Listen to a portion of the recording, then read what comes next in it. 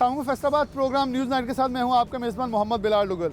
साल 2022 शहर फैसलाबाद जो कि पाकिस्तान का मैनचेस्टर है, जो कि पाकिस्तान का दूसरा बड़ा टैक्स गुजार शहर है, जो कि बरामदात में सबसे टॉप पे आता है, तो इस शहर ने और इस शहर के बासियों के लिए साल 2022 कैसा रहा, कैसा गुजारा, क्या मसाइल रहे, क्या मुश्किलात रही, क्या सुख देखा इस शहर ने, इस शहर के बासियों के लिए अच्छी चीज़ें क्या थी, बुरी चीज़ें क्या थी।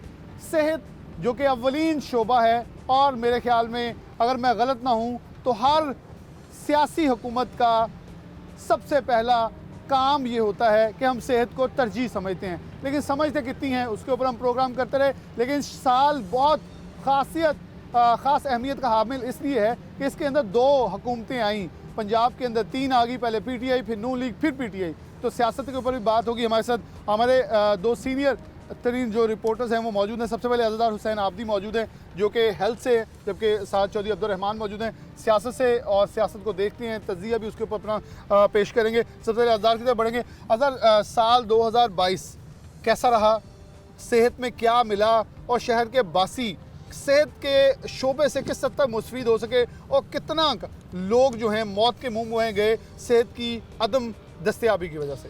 बहुत शुक्रिया बिलाल डोगर। सबसे पहले तो मैं इसे 2 हिस्सों में तकसीम करके सेहत के हवाले से अपने नाज़रीन को आगाह करूँगा ताकि पता चल सके कि सेहत की सहूलियात के कौन से मंसूबे थे जो कि कितने अरसे से चल रहे हैं और कब इन्होंने मुकम्मल होना था, कितनी इसके ऊपर जो थी वो लागत आनी थी।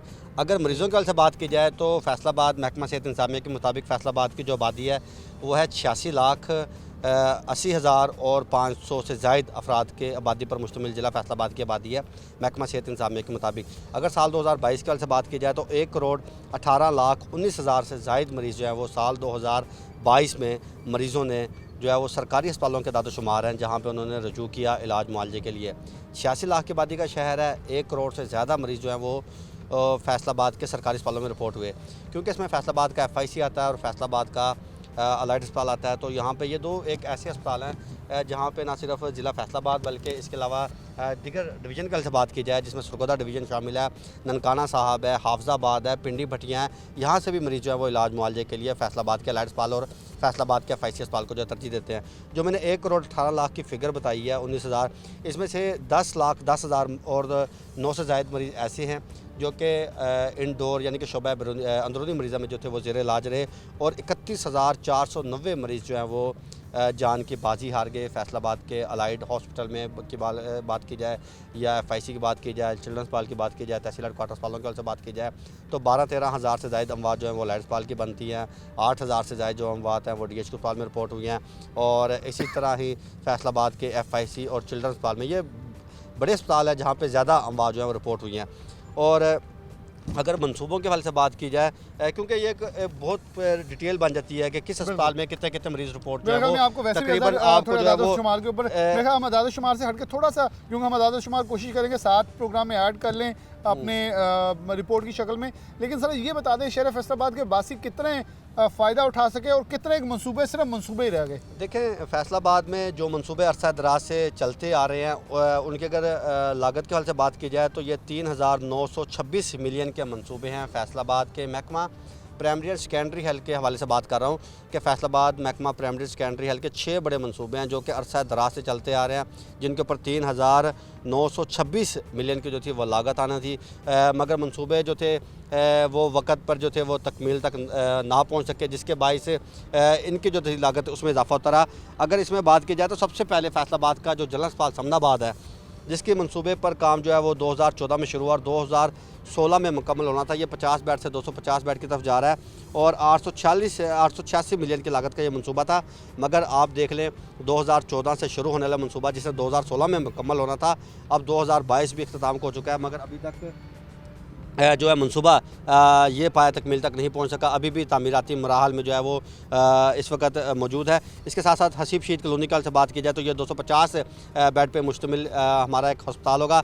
ये महकमा सेहत का एक बड़ा मंसूबा है और इसके ऊपर अगर 44 मिलियन की इसके ऊपर लागत आनी थी। 2015 में ये मनसूबा शुरू हुआ और 2017 में इसे मुकम्मल होना था, मगर बदकिस्मती से 2022 जो है वो अख्ताम हो चुका, मगर ये भी मनसूबा मुकम्मल नहीं हुआ। इसी तरह फैसलाबाद के दीगर अस्पतालों के हवाले से बात की जाए, इसमें समुंदरी हमारा शामिल है और तहसील हेडक्वार्टर अस्पताल चक झुमरा शामिल है। ये 60 बेड से जो थे वो 120 बेड पे जो है वो दोनों अस्पताल गए, यानी कि 60 बेड से इजाफा 60 बेड का हुआ है। तो इस तरह दोनों अस्पताल जो है 120 बेड पे जा चुके हैं, मगर ये भी जो है वो 2 साल में मुकम्मल होने से मगर अभी तक ये भी जो है वो फ़ाल मुकम्मल तौर पे नहीं हो सके। इसी तरह फैसलाबाद के हस्पताल तांदला शामिल है, जो कि 40 बेड से 100 बेड पे इसकी तोसी होना थी और 2016 में शुरू हुआ, 2018 में मुकम्मल होना था, मगर अभी तक ये जो है वो अस्पताल मुकम्मल तौर पे फ़ाल ही हो सका, ऐसे मशीनरी नहीं मिल सकी, बेड नहीं मिल सके। इसके साथ साथ खुड़िया वाला अस्पताल जो कि RSC से THQ लेवल THQ के स्तर पे से जो है वो करार दे दिया गया है, हुकूमत की जानिब से बाकायदा नोटिफिकेशन भी जारी किया गया। इस तरह ये तहसील हेडक्वार्टर अस्पताल का इसे दर्जा तो मिल चुका है। ये भी 2016 में शुरू हुआ, 2018 में मुकम्मल होना था, मगर 2022 में इसे तहसील हेडक्वार्टर अस्पताल का दर्जा तो मिला, मगर बदकिस्मती से तहसील हेडक्वार्टर अस्पताल की सतह की जो सहूलियात थी वो मरीज़ों को मुयसर ना सके, यानी कि यह भी मनसूबा जो था वो फ़ाल नहीं हो सका। अच्छा, इसके साथ साथ देखें, ये तो वो बातें हैं जिससे अवाम में मायूसी पैदा हुई है। कुछ अवाम में जो खुशी की हवाले से अच्छी चीज़ें हैं वो मैं अगर अपने नाज़रीन के साथ शेयर करूं तो फैसलाबाद में जो देही बादी के मकीन हैं उनके लिए साल 2022 मैं समझता हूं बहुत ही अच्छा रहा, क्योंकि उसकी वजह यह है कि हमारे पास 54 टोटल जो बुनियादी मराकज़ सेहत है उनकी तादाद है 168, यानी कि 168 बुनियादी मराकज़ सेहत हैं जो कि इस वक्त देही बादी के मकीनों को इलाज मुआवजे की सहूलियात फराम कर रहे हैं।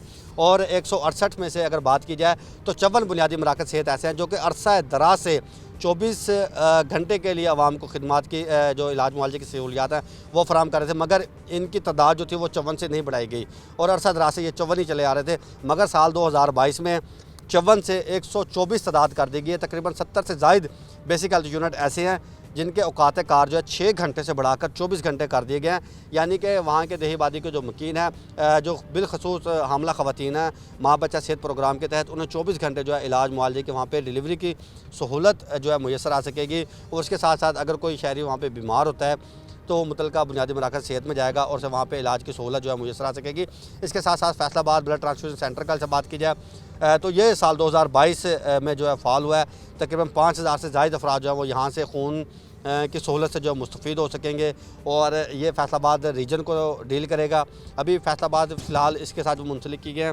फैसलाबाद के चंद जो हस्पताल हैं शहर के बड़े उन्हें मुंसलिक किया गया। इसके बाद फैसलाबाद ज़िले के जो है वो अस्पताल मुंसलिक किए जाएंगे और इसके बाद इसे जो है रीजन तक जो है वो मुंतकिल किया जाएगा। मगर इसके साथ अगर बात की जाए तो अभी तक इसे बाकायदा तौर पर इसका अफ्ताह तो नहीं किया जा सका, मगर यह का फ़ाल कर दिया गया, मरीज़ मुस्तफ़ीद हो रहा है। इसके साथ साथ फैसलाबाद का जो मेडिकल यूनिवर्सिटी है इंतज़ामिया, आपको पता है कि 2017 में Punjab medical university Punjab medical college से इसे फैसलाबाद मेडिकल यूनिवर्सिटी का दर्जा मिला।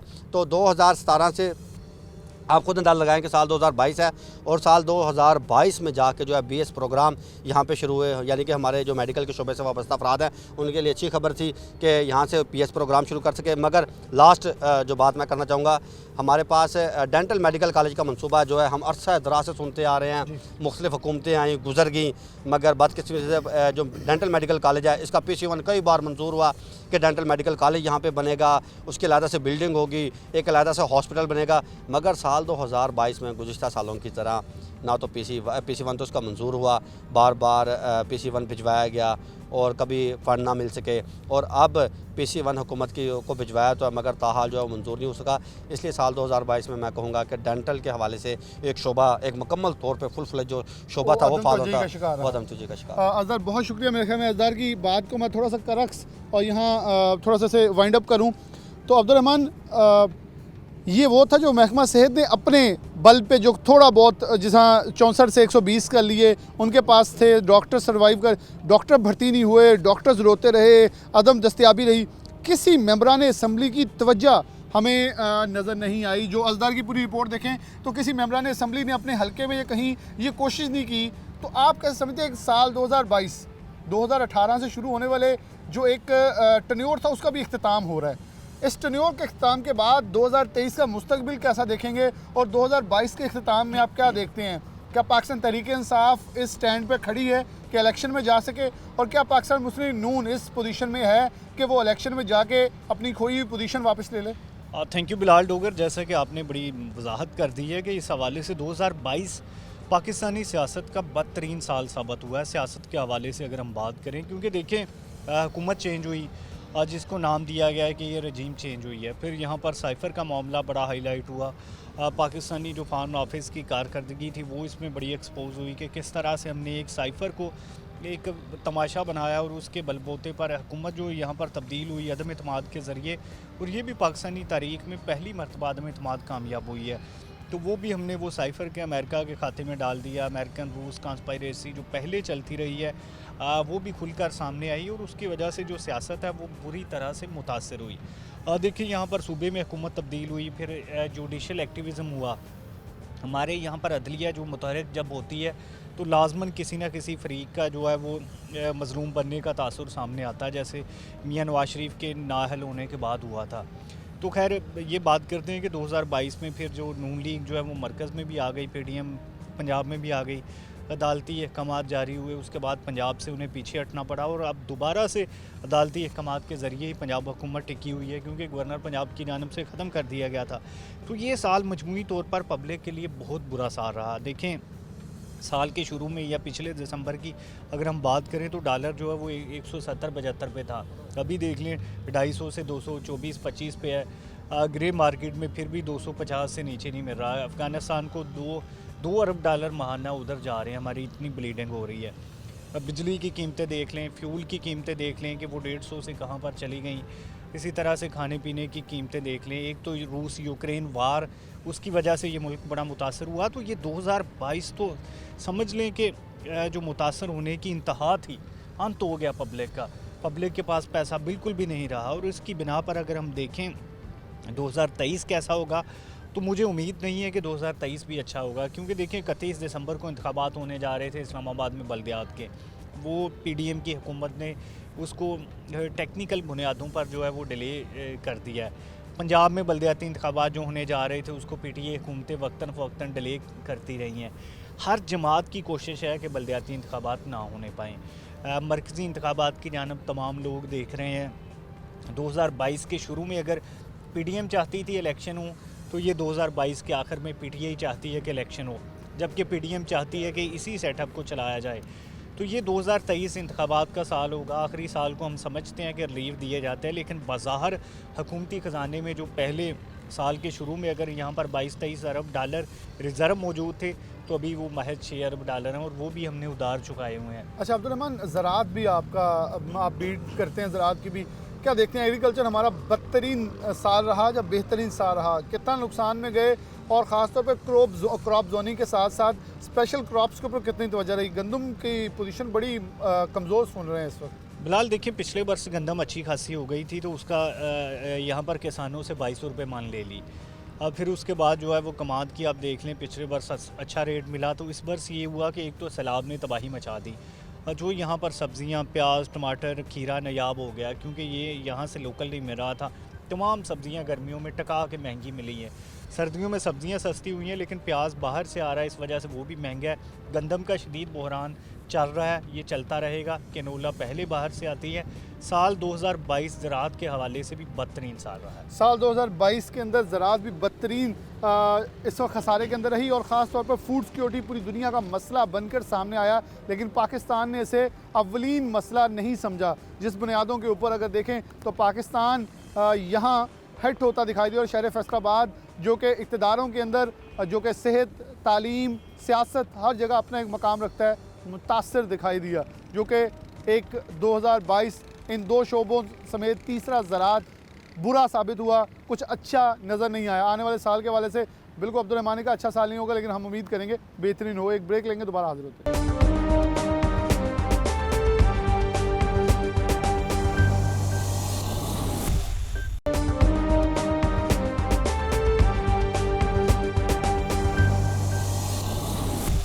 वेलकम बैक नाज़रीन, दोबारा से प्रोग्राम के अंदर खुशामदीद कहते हैं। शहर फैसलाबाद में एहतजाज होते रहे, ताजर रोते रहे, चीखते रहे, चलाते रहे, दुकानें बंद होती रहीं, ताजर रुलता रहा, लेकिन ताजरों की आहो बका कितनी रही, क्या मिला? 2022 कैसा रहा? फजील हमारे ट्रेडर्स रिपोर्टर हमारे साथ मौजूद हैं। फजील बहुत शुक्रिया।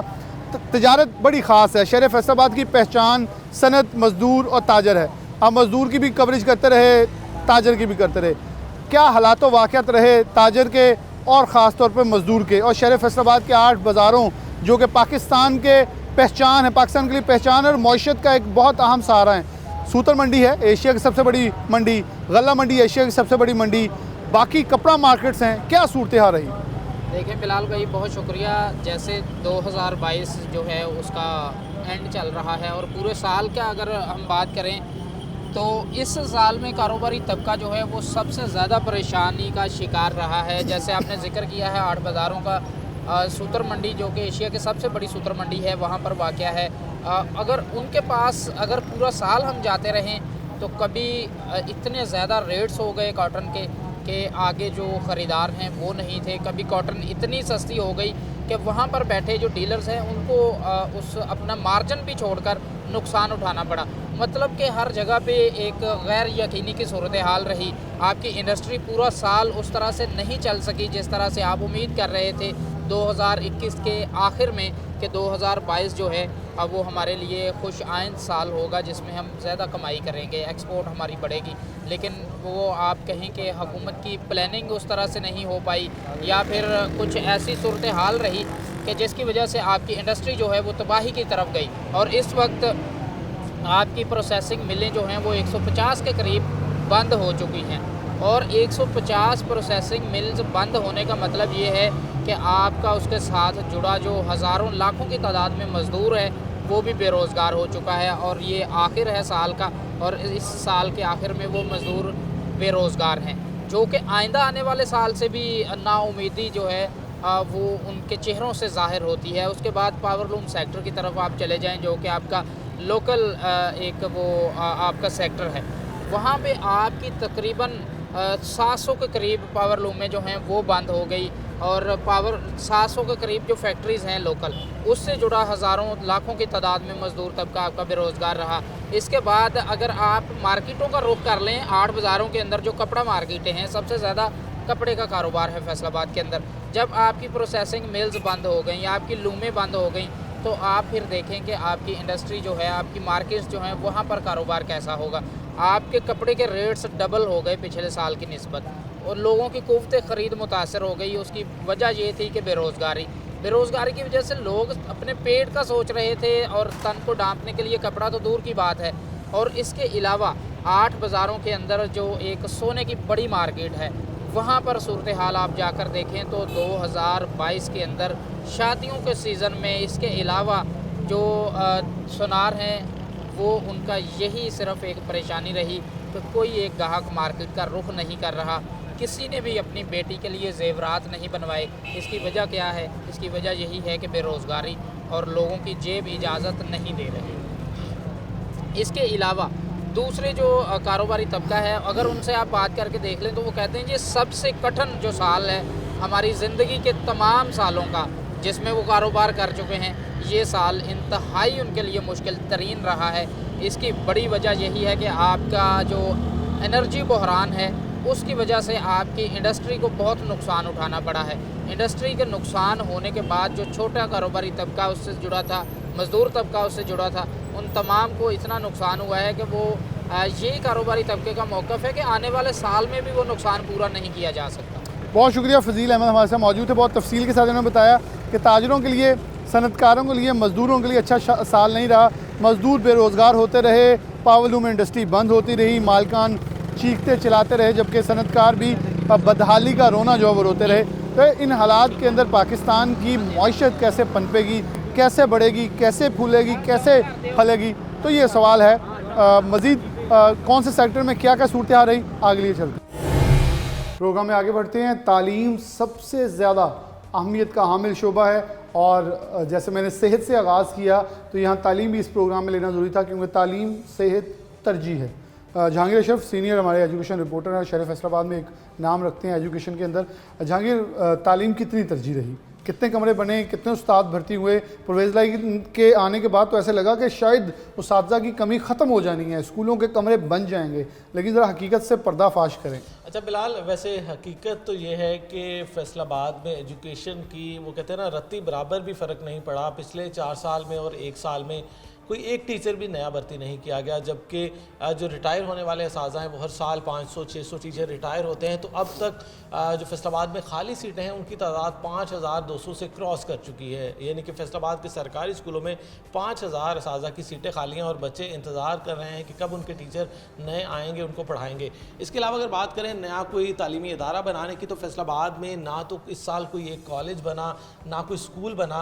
हायर एजुकेशन में प्राइवेट सेक्टर की अगर बात करें तो एक यूनिवर्सिटी प्राइवेट सुपीरियर यूनिवर्सिटी नहीं आई, इजाफा हुआ हायर एजुकेशन में।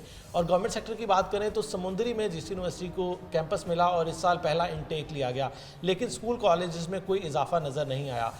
इमारतों की बात करें तो हमारे फैसलाबाद के सरकारी स्कूल्स में जो सहूलियात की कमी थी वो इस साल कम होने की बजाय बढ़ी हैं, क्योंकि मज़ीद जो क्लासरूम हैं वो डेंजरस भी हो रहे हैं। 100 के करीब इमारतें ऐसी हैं गवर्नमेंट स्कूल्स की जिनको असर नौ तामीर किए जाने की ज़रूरत है, उनको गिरा कर, क्योंकि वहाँ पर बच्चे बैठ नहीं सकते, उनको डेंजरस डिक्लेयर किया गया है। इसके अलावा 1000 से ज़ायद कमरों की डिमांड जूँ की तूँ पड़ी है, जो पिछले साल भी डिमांड भिजवाई गई थी और 1 अरब से ज़ायद के फ़ंड मांगे गए थे, लेकिन मिले कितने, इनको सिर्फ 5 से 10 करोड़ रुपया। इसका मतलब है कि फैसलाबाद को अभी भी 1 अरब से ज़ायद की फ़ंडिंग की ज़रूरत है, सिर्फ कमरों की और दीगर ज़रूरियात को पूरा करने के हवाले से। इसके अलावा अगर रिज़ल्ट की बात करें तो 2022 में रिज़ल्ट जो है वो इंतहाई पुअर रहे, बिलखसूस 9th का 43% रिज़ल्ट रहा और इसी तरह फर्स्ट ईयर की बात करें तो 45% रहा।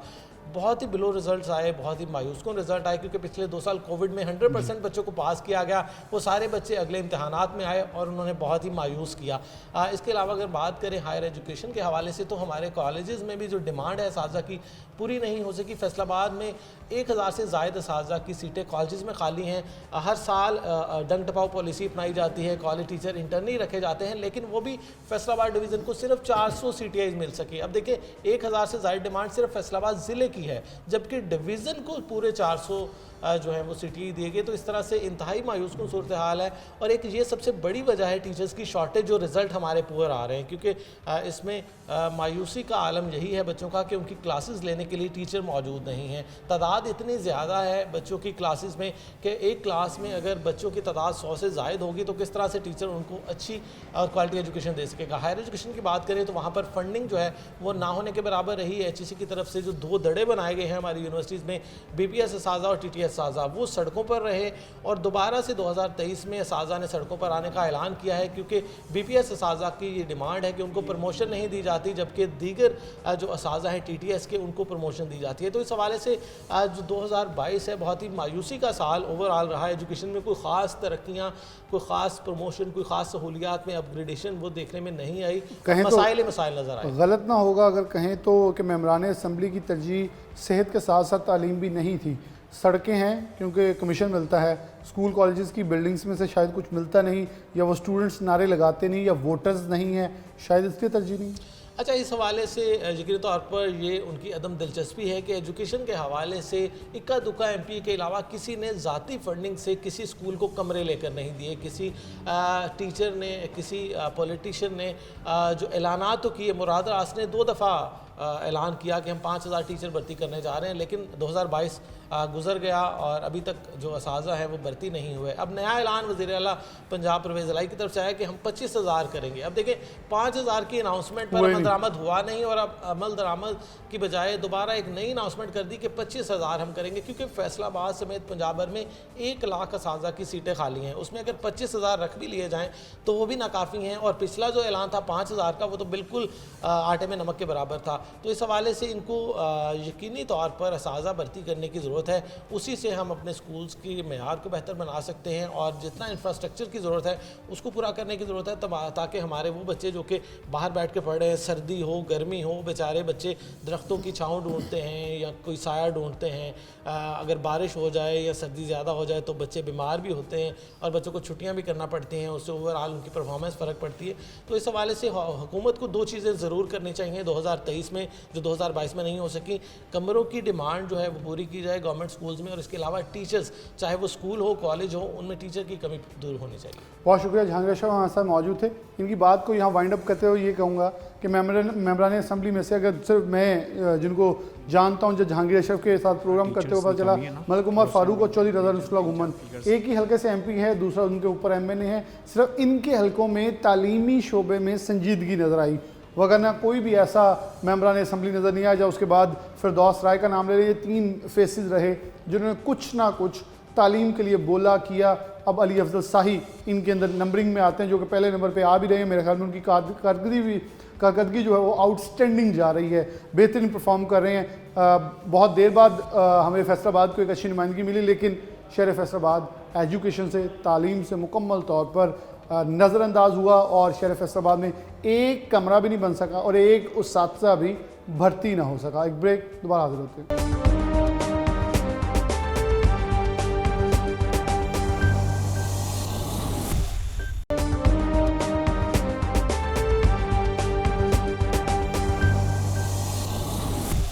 वेलकम बैक नाज़रीन, दोबारा से प्रोग्राम के अंदर खुशामदीद कहते हैं। नए रिपोर्टर हमारे साथ मौजूद हैं, मरियम नूर हमारे साथ मौजूद हैं। पाकिस्तान पीपल्स पार्टी के साथ साथ आम आदमी की आवाज़ बनती हैं, गरीब मुस्तहिक अफराद के जो मसाइल हैं उनको उजागर करती हैं। मरियम, सोशल वेलफेयर हो, चाइल्ड प्रोटेक्शन ब्यूरो हो, दारुलमान हो, ओल्ड एज होम हो, क्या मसाइल रहे?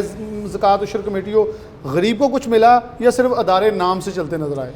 अदारे नाम से ही चलते नज़र आया है, क्योंकि सर अगर बात करें इस साल की, तो इस साल के अंदर कई फ़ंड्स जारी किए गए, कई कमेटियां भी बनाई गई कि भाई कमेटी बनेगी तो ये होगा, हमारी आवाम को ये दिया जाएगा, स्पेशल अफराद को जो है किसी ना किसी तरह जो है उसको प्रोवाइड किया जाएगा, लेकिन नज़र कुछ भी नहीं आ रहा। 25 लाख से ज़्यादा के यहाँ पे फ़ंड्स जारी किए गए सोशल वेलफेयर को, जिसके अंदर से सिर्फ 200 अफराद को जो है उन्होंने फ़ंड दिया साल के आखिर पे कि इतना आपका फ़ंड है, जबकि कई अफराद ऐसे हैं जो ज़रूरतमंद हैं, उनको ज़रूरत है कि उन तक पहुँचाया जाए। दरखास्तें भी जमा करवाई जाती हैं, 900 से ज़्यादा दरखास्तें सोशल वेलफेयर में अभी भी वैसे की वैसे ही पड़ी हुई हैं। क्यों? क्योंकि उनको फ़ंड्स नहीं मिल रहे, तो स्पेशल अफराद जो है वैसे ही रुलते हुए नज़र आ रहे हैं। अगर हम दूसरे दारों की बात करें तो दारुल अमान में भी उसकी कंस्ट्रक्शन का वर्क जो है वो स्टार्ट हुआ है, 1.5 साल से उनको दिया हुआ है फ़ंड, लेकिन अभी तक 2 कमरों पे मुहित वहाँ पे बच्चे और ख़वातीन रह रहे हैं। क्यों? क्योंकि वहाँ पे अभी तक बिल्डिंग जो है वो तामीर नहीं हो सकी। इसके साथ साथ दूसरे भी इदारे हैं सोशल वेलफेयर के, जहाँ पे स्पेशल अफराद के लिए काम तो किया जाता है, लेकिन सिर्फ कागजी, वो वैसे के वैसे ही पड़ा हुआ है। और वहाँ पे 10-12 अफराद जो वहाँ आते हैं, थोड़ा सा काम किया और उसके बाद बात ख़त्म, और फिर दोबारा अगला साल शुरू हो जाता है। फिर से फ़ंड्स जो है वो मांगे जाते हैं, लेकिन फिर इतने कम फ़ंड्स मिलते हैं कि स्पेशल अफराद या उसके अलावा जो हमारे ज़रूरतमंद अफराद हैं वो वैसे के वैसे सड़कों पर रुलते फिर रहे हैं। ना दरखास्तें उनकी जो है वो कबूल की जाती है, और ना इसके अलावा कोई और काम जो है इसके अलावा उस पर किया जाता है। लेकिन अगर हम चाइल्ड प्रोटेक्शन ब्यूरो की बात करें तो वो इदारा इनसे कुछ बेहतर नज़र आता है, क्योंकि वहाँ पे बच्चों के लिए प्रॉपर ऑपरेशन भी किए जाते हैं, उनको पकड़ के लेके आया जाता है, किसी के थ्रू भी मिलते हैं तो उनके वालिदैन तक पहुँचाया जाता है। अगर वालिदैन नहीं भी होते तो उनको वहाँ पे संभाला जाता है और 18 साल की उम्र तक उनको वहाँ ही रखा जाता है, ताकि वो कोई हुनर सीखने के बाद आगे माशरे में निकल सकें। लेकिन सोशल वेलफेयर का इदारा अभी तक नज़र नहीं आ रहा कि वो किसी मुकाम पर पहुँचा है, जबकि हमारे स्पेशल अफराद और ज़रूरतमंद अफराद वैसे ही रुलते हुए नज़र आ रहे हैं कि उनकी कोई मदद करे या उनकी तरफ कोई अपना हाथ बढ़ाए, लेकिन ऐसा कुछ भी नज़र नहीं आ रहा। वो वैसे ही बच्चों को जो है यहाँ स्पेशल अफराद जो हैं वो वैसे ही अभी तक रुल रहे हैं। अब देखना ये है कि अगले साल में उनको कितने फ़ंड्स दिए जाते हैं और फिर वो किस तरह से उसका इस्तेमाल करके स्पेशल अफराद को या फिर ज़रूरतमंद अफराद को जो है उनकी मदद करते हैं। मरियम, बहुत शुक्रिया। साल 2022 आम आदमी, गरीब आदमी के लिए भी कुछ बेहतर ना साबित हो सका।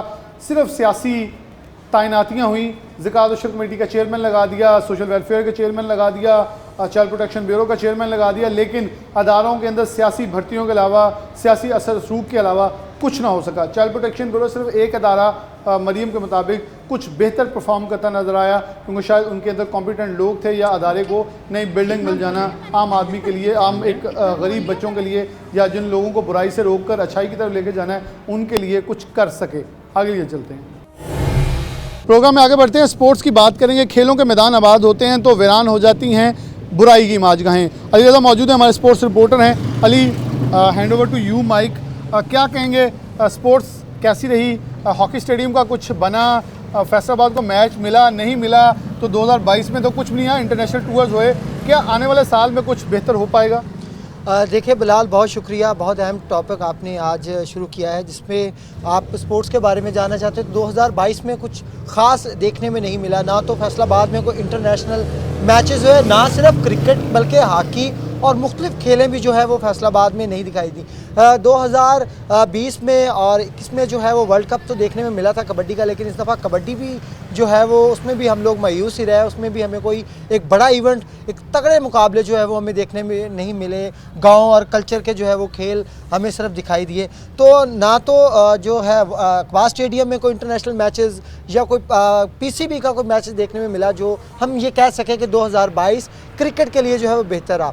हाँ, 2022 में आखिर में सिर्फ एक सुनी गई जिसमें एस्ट्रोटर्फ हॉकी जो है वो यहाँ पे पहुँची है, वो भी अभी तक जो 2022 में मुकम्मल नहीं हो सकी। तो 2023 में ये मुकम्मल होगी। उसके बाद एक हाई प्रोफाइल जो हॉकी स्टेडियम जो है वो बनेगा, जिसमें 2 ग्राउंड्स रखे गए हैं, जिसमें इंटरनेशनल की एक रूल होता है कि एक ट्रेनिंग जो है वो ग्राउंड बनता है, उसके बाद फिर जिस पे जो मैचेस होते हैं वो होता है। तो हॉकी स्टेडियम को जो है वो कुछ कदरे बेहतर हम कह सकते हैं कि कुछ सुनाई दिया। 2023 में ये भी फिर भी मुकम्मल होगा। तो 2022 में अगर फुटबॉल की बात की जाए तो फुटबॉल के भी जो है वो मैचेस नहीं देखने में मिले। तो मुकम्मल ओवरऑल कोई भी चीज़ ऐसी नहीं दिखाई दी जिससे हम ये बात कह सकें कि 2022 में काफ़ी जो है वो बेहतरी आई स्पोर्ट्स में। ना तो कोई ग्राउंड मिला हमें और ना ही कोई कम्प्लेक्स में बेहतरी दिखाई दी कि अगर पुराने थे वो ही बेहतर हो गए हों, वो भी हमें नहीं दिखाई दिए। तो 2022 खेलों के मुतल्लिक काफ़ी हद तक जो है वो बेहतर नहीं रहा। मायूसकुन कारकर्दगी रही, दरवाज़ों को ताले लगे रहे और सिर्फ स्कूल्स के प्रोग्राम होते रहे, तफरीह गाह बने रहे, स्टेडियम्स वीरान रहे। आगे लिए चलते प्रोग्राम में आगे बढ़ते हैं। हमारे साथ हमारे नए रिपोर्टर्स मौजूद हैं जो गली मोहल्लों के मसाइल और जनरल अगर बात करें तो हर आदमी तक पहुँचे हैं। सिटी 41 का ये थोड़ा इम्तियाज़ है कि शहर के हर फर्द की बात करता है, हर बासी की बात करता है। अरसलान दुरानी, क्या हालात वाक़ रहे, क्या मुश्किलात रहीं और शहरी कैसे सुख का सांस ले सके हैं या दुख के सांस से साबित हुए हैं? बिलाल भाई, सबसे पहले अगर बात की जाए इंफ्रास्ट्रक्चर की, फैसलाबाद का जो इंफ्रास्ट्रक्चर है, फैसलाबाद शहर को इंफ्रास्ट्रक्चर के मसाइल ने घेरे रखा है। अगर बात कर ली जाए गुलाम अहमदाबाद की बात कर ली जाए, मदीना टाउन की बात कर ली जाए, पीपल्स कॉलोनी की बात कर ली जाए, शमशाबाद की बात कर ली जाए, तो वहाँ पर तरक्याती काम शुरू हुए, उन पर खुदाइयाँ की गई, रोड ना बन सके। तो ये कोई एक इलाके का ये हाल नहीं रहा। मुख्तलिफ जो इलाके हैं फैसलाबाद के, उनका यही हाल रहा है कि इंफ्रास्ट्रक्चर के काम शुरू किया गया लेकिन उसको तकमील तक नहीं पहुंचाया गया। दूसरा, सीवरेज का मसला जो है वो इतना शिद्दत इख्तियार किया रखा। पूरे 2022 की अगर बात की जाए, टैक्स निकाल लिए जाएँ, निगहबानपुरा के निकाल लिए जाएँ, इसके अलावा गुलाम अहमदाबाद के निकाल लिए जाए, मदीना टाउन के निकाल लिए जाए, पीपल्स कॉलोनी के निकाल लिए जाए, तो वहाँ पर ये मसाइल रहे हैं। वासा की जानिब से काम किया गया है लेकिन उतना काम नहीं किया गया जितना ज़रूरी था, क्योंकि अगर आबादी की बात की जाए तो फैसलाबाद शहर की आबादी काफ़ी बढ़ चुकी है। जो जितनी आबादी बढ़ रही है उस हिसाब से काम नहीं हो रहा। ना सिर्फ इंफ्रास्ट्रक्चर का बल्कि सीवरेज के मसाइल जो हैं वो भी बढ़ते जा रहे हैं। एक पर्टिकुलर कोई ऐसा इलाका नहीं है जहाँ पर हम ये कह सकें कि यहाँ पर कोई भी मसला नहीं था और शहरी जो है सुख का सांस ले सके। शहरी जकड़े नज़र आए। आप क्या कहेंगे? मोहम्मद अली, आवाम को कहीं से रिलीफ मिला? कोई सड़क चौराहें तो उन्होंने बताई बड़ी मुश्किलात के हारे। आप कौन सी मुसीबत या आसानी आवाम की 2022 की मेंशन करेंगे? बिलाल भाई, ज़्यादातर तो मसाइल ही रहे हैं शहरियों के 2022 में। चूँकि मसाइल रहे हैं तो लोगों को परेशानी का सामना भी करना पड़ा है। लेकिन हम बहरान की तरफ आ जाते हैं, सुई गैस बहरान हो या लोड शेडिंग का, बिजली की लोड शेडिंग का बहरान हो, तो दोनों जानिब से जो है वो शहरियों को मुश्किलात का सामना करना पड़ा है। लोड शेडिंग की बात कर लें तो गर्मियों में जो है, इसी साल गर्मियों में लोड शेडिंग अरूज पर गई और 14-14, 16-16 घंटे लोगों को जो है वो लोड शेडिंग का सामना करना पड़ा। बिजली की लोड शेडिंग का, फैक्ट्रियाँ बंद हुई, जो है मज़दूर सरापा एहतजाज हुए, मज़दूरों को सामना करना पड़ा। और अब चूँकि सर्दियां हैं, 2022 है, तो लोड शेडिंग सुई गैस की जो है वो अपने अरूज पर पहुंच चुकी है। आए रोज़ जो है वो होटल मालिकान सरापा एहतजाज दिखाई देते हैं। कल ही मैंने कवर किया है, तंदूर मालिक जो है वो कह रहा है कि मैं जो हम लोगों को रोटियां खिलाते थे, आज अपनी रोटी खाना जो है वो मुश्किल हुआ पड़ा है। सुई गैस का बहरान जो है वो उसने शिद्दत इख्तियार की। तो ओवरऑल देखा जाए 2022 जो है वो बहरानों का साल रहा है। नफ़ा किसी को नहीं पहुँचा, नफ़ा किसी को नहीं पहुँचा, दुख और सिर्फ दुख ही साबित हुए हैं। मोहम्मद अली, आपका भी शुक्रिया। और मेरे ख्याल में इन हर दरवाजे तक, हर गली तक, हर मोहल्ले तक, हर शाहरा तक ये पहुँचे हैं। सरगोदा रोड, बिल्कुल जैसे मैं बताया, सरगोदा रोड अरसलान दुरानी मरकज़ी रोड पूरा साल टूटी रही और मुँह चढ़ाती रही मेंबरान असम्बली को कि आपकी, मैं अगर कोई लफ्ज़ बोलूँगा फिर तकलीफ़ होती है कि आपकी हैसियत ये है कि आप एक सड़क नहीं बनवा सकते। शायद बड़ी सड़कों से कमीशन नहीं मिलता, छोटियों से मिलता है। हमेशा कमीशन का रास्ता इख्तियार किया जाता है, आवाम के सुख दुख का साथी नहीं बना जाता। प्रोग्राम में आगे लिए चलते हैं, प्रोग्राम में आगे बढ़ते हैं और प्रोग्राम के आखिर की तरफ बढ़ें तो हमारे पास एक प्रोग्राम सिटी 41 पे ऑन एयर होता है जिसका नाम है सिटी एट 10। उनकी एंकर हमारे साथ मौजूद हैं फातिमा नासिर। इनका बहुत शुक्रिया वक्त देने के लिए। फातिमा, साल भर 2022 में भी आपने प्रोग्राम किया और प्रोग्राम के अंदर बेशुमार मेहमान आए, मौज़ूआत डिस्कस हुए। आपके मुताबिक 2022 कैसा रहा? फैसलाबाद के शहरियों को कुछ मिल सका या सिर्फ जलालत मिली, धक्के मिले, टूटी सड़कें मिली, गंदगी मिली? क्योंकि आपके पास हर शोबा ज़िंदगी से ताल्लुक़ रखने वाले लोग आते हैं। बिल्कुल, पहले तो बिलाल बहुत बहुत शुक्रिया आपका मुझे अपने प्रोग्राम का हिस्सा बनाने के लिए। जिस तरह आपने 2022 की बात की, तो आई थिंक डेफिनेटली फैसलाबाद के शहरियों के लिए ये साल जितना अच्छा हो सकता था उतना नहीं रह पाया। अगर आप कंपैरिजन करें 2021 से 2020 से, तो फैसलाबाद शहर की इंडस्ट्रीज़ एंड स्पेशली एक्सपोर्ट्स काफ़ी अच्छा परफॉर्म कर रही थी। लेकिन 2022 के अंदर जिस तरह से पॉलिटिकल चेंजेस हमने देखे, जिस तरह के डिफरेंट इकोनॉमिकल बैड डिसीजंस हमने देखे, वो डेफिनेटली हमारे लिए फैसलाबाद के शहरियों के लिए अच्छे नहीं रह पाए। आगे बढ़ते हुए 2023 में आई थिंक शायद हमारी एक्सपेक्टेशंस हमेशा अच्छी की उम्मीद करनी चाहिए, तो एक दफ़ा फिर आई थिंक अच्छे की उम्मीद रखेंगे फैसलाबाद के शहरी भी, और हम भी अच्छे की उम्मीद रखेंगे। आपके पास पुलिस ऑफिसर भी आते रहे, महंगाई के हिसाब से देखें तो इन्फ्लेशन के लिए बहुत प्रोग्राम हुए। क्या लगता है कि आम आदमी को कोई सुख कहीं मिलता नज़र आया? स्पोर्ट्स की बहाली कहीं आपको नज़र आई? आपको इंतज़ामिया की रिट नज़र आई या सियासी असर सूख ज़्यादा नज़र आया? अगर स्पोर्ट्स की बात करें या हम बात करें इन्फ्लेशन की स्पेशली, तो आई थिंक इन्फ्लेशन के इफ़ेक्ट्स हमें ज़िंदगी के हर पहलू पर नज़र आते हैं, हर एस्पेक्ट पे, हर डिफरेंट क्लास के ऊपर हमें ये नज़र आता है। रही बात अगर ओवरऑल सर्कमस्टांसेस की गवर्नमेंट के साथ, तो गवर्नमेंट कितना एक्चुअली में सपोर्ट दे पाई हमारी आवाम को, तो आई डोंट थिंक कि बहुत ज़्यादा गवर्नमेंट ने बेहतर परफॉर्म किया। ये ज़रूर है कि हमारे चैनल की तरफ से आपके प्रोग्राम में, हमारे प्रोग्राम में डेफिनेटली कोशिश की गई कि जितनी कवरेज हम दे सकते हैं, आवाम के मसाइल को हाईलाइट कर सकते हैं, आवाम की आवाज़ को बुलंद कर सकते हैं, because at the end of the day that is what we are here for. तो I think we did try our best, and I think उसका इम्पैक्ट आपको to a certain extent, to a certain level लाजमी तौर पे नज़र भी आता है, जहाँ पे बहुत सारे डिफरेंट इश्यूज़ को सॉल्व किया गया। हमारे प्रोग्राम के अंदर सिटी एट 10 में हमारे साथ ऑफिसर्स मौजूद थे और डिफरेंट केसेस को सॉल्व किया गया। इनफैक्ट प्रोग्राम के दौरान जो इस तरह के केसेस सालों से फंसे हुए थे, महीनों से फंसे हुए थे, उनको ऑन एयर लाइव कॉल्स लेकर FIR नंबर ली गई, फौरी तौर पे जाकर उन केसेस को हल करने की कोशिश की गई। तो आई थिंक इम्पैक्ट बहुत इंपॉर्टेंट होता है। बहुत शुक्रिया फातिमा नासिर हमारे साथ मौजूद थी। फातिमा की बात के बाद मैं प्रोग्राम का आखिरी ये निकालूंगा। सिटी 41 की तरफ से अपना हक अदा किया गया। फातिमा ने अपना प्रोग्राम का हक अदा किया कि यहाँ मसाइल हल करवा दिए, लेकिन मेरा सवाल आखिर पे ये रह जाएगा, क्या इंतज़ामिया अपने दफ्तरों में सिर्फ चाय पीती है, मौजें मारती है, AC फूकती है, तेल जलाती है और आवाम को धक्कों की तरफ और लाइनों के अंदर लगा देती है? क्योंकि अगर आपने हमारी निशानदेही पे सब कुछ करना है, हम तो वो बताते हैं जो आप तक नहीं पहुंचता, लेकिन शायद ये आप तक पहुंचना भी चाहिए, आपकी जिम्मेदारी भी, आपने खुद भी देखना है। हमें वो दिखाना चाहिए जो कि शायद आपकी पहुंच से दूर हो, लेकिन हमने वो भी दिखाया जो आपकी पहुंच में था, लेकिन आप वहां तक नहीं पहुंचे। इसी के साथ प्रोग्राम न्यूज़ नेट से इजाज़त दीजिए। अल्लाह हाफिज़।